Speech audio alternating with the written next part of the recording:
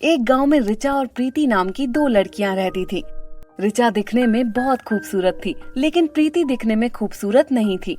इस बात से ऋचा हमेशा प्रीति का मजाक उड़ाती थी और ताने सुनाती थी। देखो तो जरा कौन आ रहा है, हमारे गांव की सबसे बदसूरत लड़की। ये सुन प्रीति को बहुत बुरा लगता है। बहुत अच्छी बात है ऋचा कि तुम खूबसूरत हो, इसका मतलब ये नहीं कि तुम मुझे बदसूरत बोलोगी। तुम बदसूरत हो और मैं खूबसूरत हूँ, यही सच्चाई है। और मैं ये एक बार नहीं बल्कि 1000 बार कहूंगी। देखती हूँ तुम क्या कर लेती हो। ऋचा अपनी सहेलियों के साथ मिलकर प्रीति का बहुत मजाक उड़ाती है। चेहरे की खूबसूरती से क्या होता है ऋचा, इंसान को दिल से खूबसूरत होना चाहिए। कभी किसी को ऐसा नहीं बोलना चाहिए जिससे उसे बुरा लगे। हमेशा सबकी मदद करनी चाहिए। खैर तुम्हें क्या समझाना, जैसी तुम्हारी सोच। ये कहकर प्रीति वहाँ से चली जाती है। ये बदसूरत लड़की खुद को समझती क्या है, मुझसे बहस करके चली गई है। इसे तो अच्छे से सबक सिखाना ही पड़ेगा। ऋचा की एक सहेली थी जिसका नाम सोनी था। ऋचा उससे कहती है, देख सोनी, मुझे इसे सबक सिखाना है, इसमें तू मेरी मदद कर। कैसी मदद? तू शाम के वक्त किसी भी तरह प्रीति को जंगल के रास्ते पर भेज दे। मैं उसके पीछे एक सांप छोड़ दूंगी, फिर उसे पता चलेगा मुझसे पंगा लेने से क्या होता है।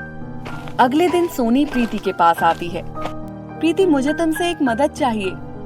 हाँ बोलो, क्या बात है? प्रीति, जंगल में मेरा लकड़ियों का बंडल छूट गया है। मेरे पैर में चोट लगी है, मैं वापस नहीं जा सकती। क्या तुम उसे यहाँ तक ले आओगी? हाँ हाँ, क्यों नहीं, जरूर। प्रीति जंगल की ओर जाने लगती है और सोनी जल्दी से जाकर ये बात ऋचा को बताती है। ऋचा चुपके से आती है और एक सांप उसके पीछे छोड़कर भाग जाती है। सांप प्रीति का पीछा करने लगता है। प्रीति जंगल में आ चुकी थी। कहाँ है लकड़ियों का बंडल जिसकी सोनी बात कर रही थी?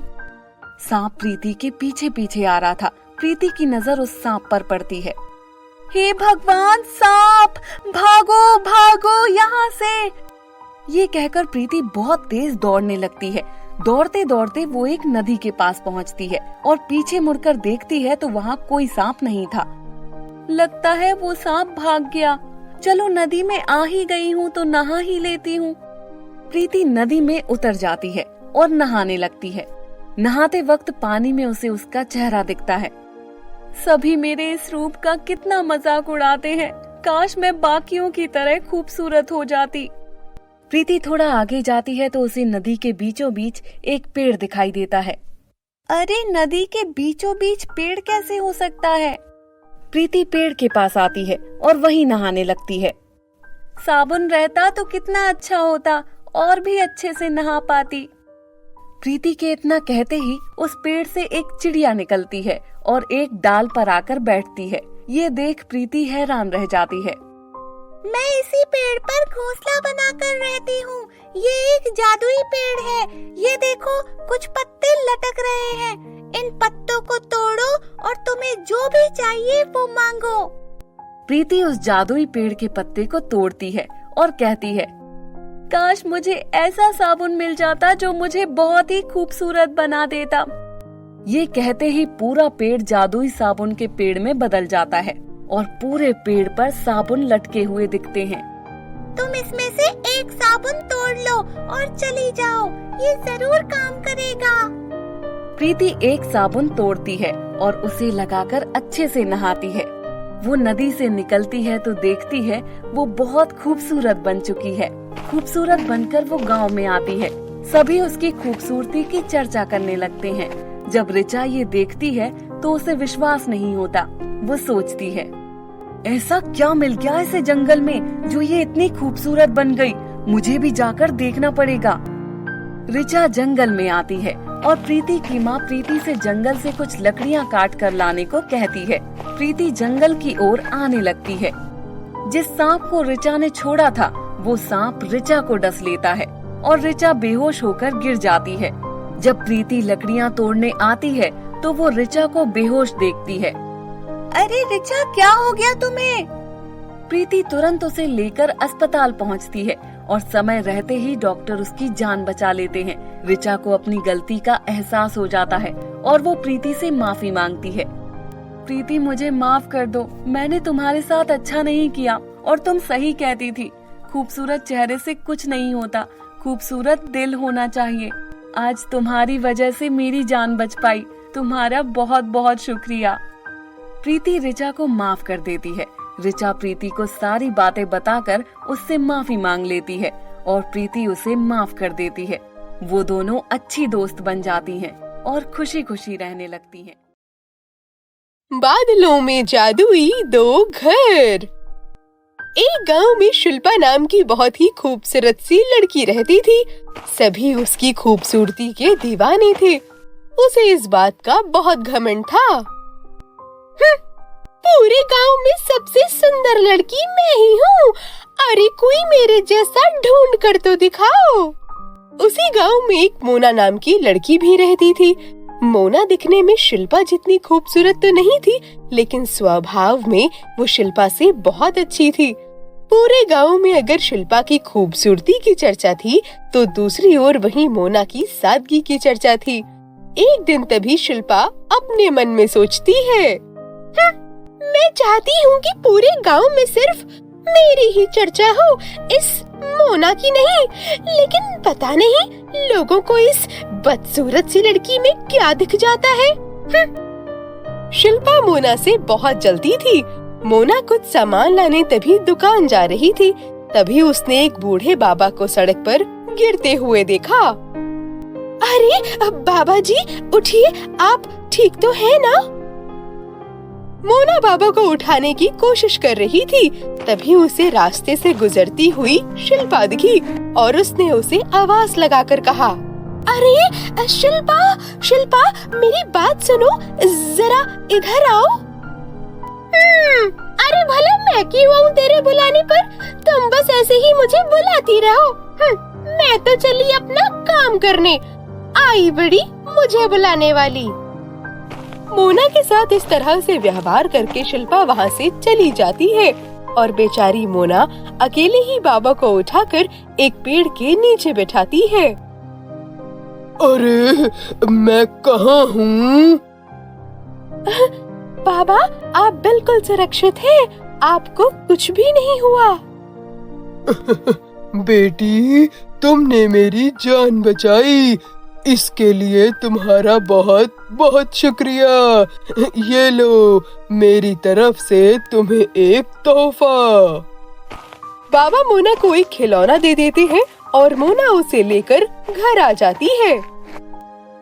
अरे वाह, ये तो बहुत खूबसूरत दिख रहा है। उस खिलौने में दरअसल एक दरवाजा लगा था। मोना उस दरवाजे को खोलती है तो वो दूसरी दुनिया में बादलों के बीच पहुंच जाती है। हाँ, ये कौन सी जगह है? ये तो बहुत खूबसूरत है। मोना आगे बढ़ती है तो उसे बादलों के बीच एक घर दिखाई देता है और उस घर से आवाज आती है, मोना ये एक जादुई घर है, तुम यहाँ तक आई हो। इसका मतलब तुमने जरूर कुछ अच्छा काम किया होगा।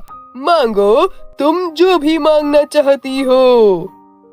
मोना ये सब कुछ अचानक से देखकर कुछ भी नहीं समझ पा रही थी और इसीलिए वो कुछ भी नहीं मांग पाती है। बच्ची तुम तो बहुत ईमानदार हो, मौका मिलने पर भी तुमने कुछ नहीं मांगा, जबकि तुम मुझसे बहुत कुछ मांग सकती थी। इसीलिए मैं अब तुम्हें खुद से सब कुछ दे रहा हूँ। जादुई घर मोना के सामने धन की वर्षा कर देता है। ये लो, ये सब कुछ लेती जाओ। बेटी ये सब कुछ तुम्हारा है और अब से तुम्हें जो कुछ भी चाहिए होगा बस अपनी आंखें बंद कर लेना और उस चीज के बारे में सोचना, वो तुम्हारे सामने आ जाएगी।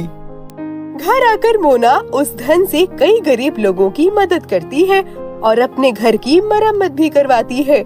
मोना खुद भी बहुत खूबसूरत बन गई थी और खुश भी रहने लगी थी, लेकिन ये सब कुछ शिल्पा से देखा नहीं जा रहा था। ऐसी कौन सी बात हो गई आखिर कि आजकल ये इतना खुश रहती है? मुझे पता करना होगा। शिल्पा तभी मोना के कमरे में छुप जाती है और वो देखती है कि मोना ने जैसे ही आंख बंद की, उसके सामने ढेर सारा सामान आ जाता है। अरे ये क्या हो रहा है? ये सब कुछ पता करने के लिए तो मुझे इससे दोस्ती करनी होगी। शिल्पा मोना से दोस्ती कर लेती है और धीरे धीरे करके उसकी सारी बातें जान लेती है। अच्छा, इसका मतलब अब मुझे भी उस बूढ़े बाबा को ढूंढना होगा। शिल्पा जैसे तैसे करके बाबा को ढूंढ लेती है और उनकी सेवा करने लगती है। बाबा जी देखिए, मैंने भी आपकी कितनी सेवा की है। अब मुझे भी वो खिलौना दे दीजिए। बाबा उसे भी वो खिलौना दे देते हैं और शिल्पा उस खिलौने का दरवाजा खोलती है और बादलों के बीच अलग दुनिया में आ जाती है। सामने उसे घर दिखता है और वो घर की बात बिना सुने ही अंदर चली जाती है।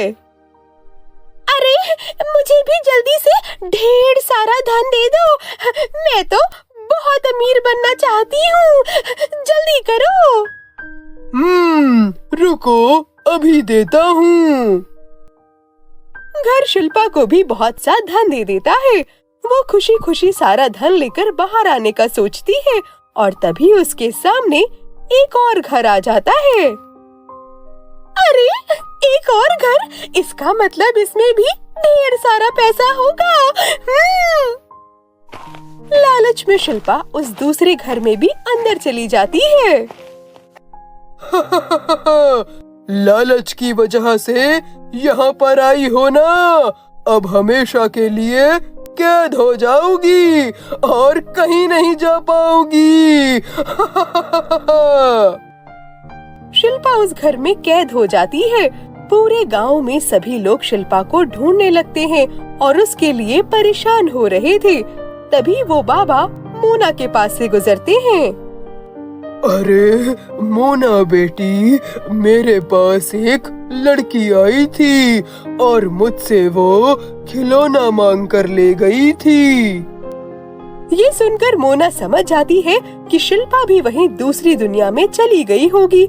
मोना घर आती है और अपनी आंखें बंद करके कहती है, मैं आपसे विनती करती हूँ, कृपया करके शिल्पा को छोड़ दीजिए। ऐसा बोलते ही मोना भी शिल्पा के पास उसी दुनिया में पहुँच जाती है। कृपया करके शिल्पा को छोड़ दीजिए, इसकी गलती के लिए मैं आपसे माफी मांगती हूँ। तुम कहती हो तो इसे छोड़ देता हूँ, लेकिन अब तुम एक काम करो, वो पुराना दरवाजा भी बंद करो। दरवाजा बंद करते ही दोनों वापस अपने अपने घर आ जाती हैं। शिल्पा तभी मोना से माफी मांगती है। अरे मोना, मुझे माफ कर देना, मैं आज तक तुम्हें बहुत गलत समझती आई, लेकिन आज मुझे मेरी गलती का एहसास हो गया है। शिल्पा मोना से माफी मांगती है और मोना भी उसे माफ कर देती है और अब से ये लोग पक्की सहेलियां बन गई थीं और साथ में खुशी खुशी रहने लगती हैं।